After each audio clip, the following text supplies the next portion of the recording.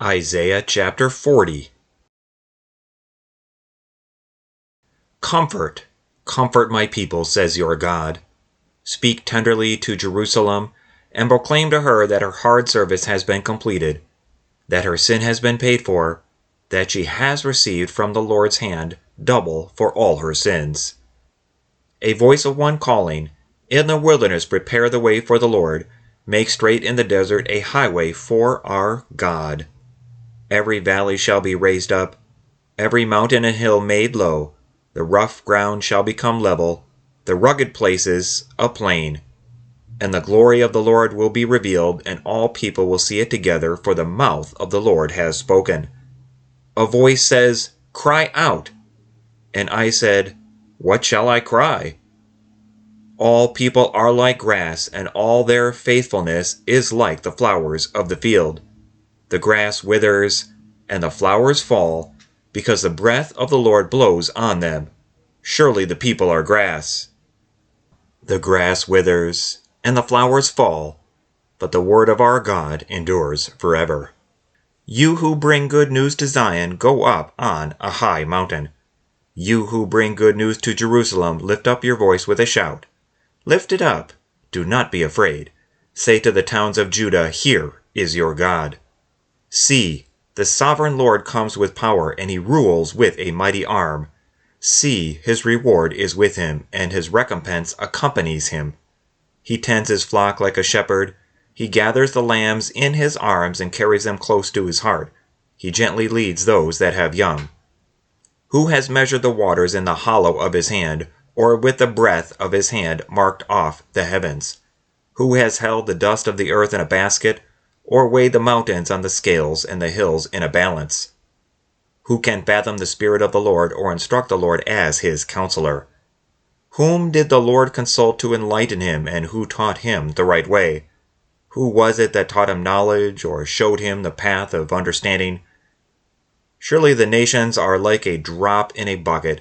They are regarded as dust on the scales. He weighs the islands as though they were fine dust. Lebanon is not sufficient for altar fires, nor its animals enough for burnt offerings. Before him all the nations are as nothing. They are regarded by him as worthless and less than nothing. With whom then will you compare God? To what image will you liken him?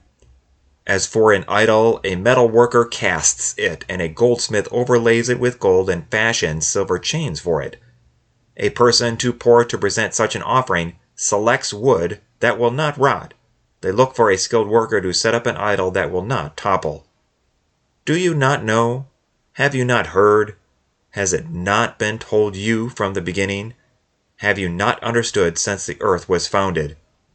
He sits enthroned above the circle of the earth, and its people are like grasshoppers. He stretches out the heavens like a canopy, and spreads them out like a tent to live in. He brings princes to naught, and reduces the rulers of this world to nothing. No sooner are they planted, no sooner are they sown, no sooner do they take root in the ground, than he blows on them and they wither, and a whirlwind sweeps them away like chaff. To whom will you compare me, or who is my equal, says the Holy One? Lift up your eyes and look to the heavens. Who created all these? He who brings out the starry host one by one and calls forth each of them by name. Because of his great power and mighty strength, not one of them is missing. Why do you complain, Jacob? Why do you say, Israel, my way is hidden from the Lord, my cause is disregarded by my God? Do you not know? Have you not heard?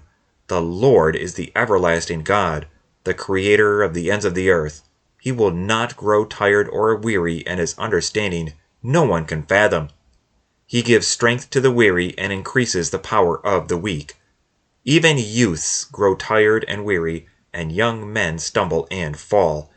But those who hope in the Lord will renew their strength. They will soar on wings like eagles. They will run and not grow weary. They will walk and not be faint.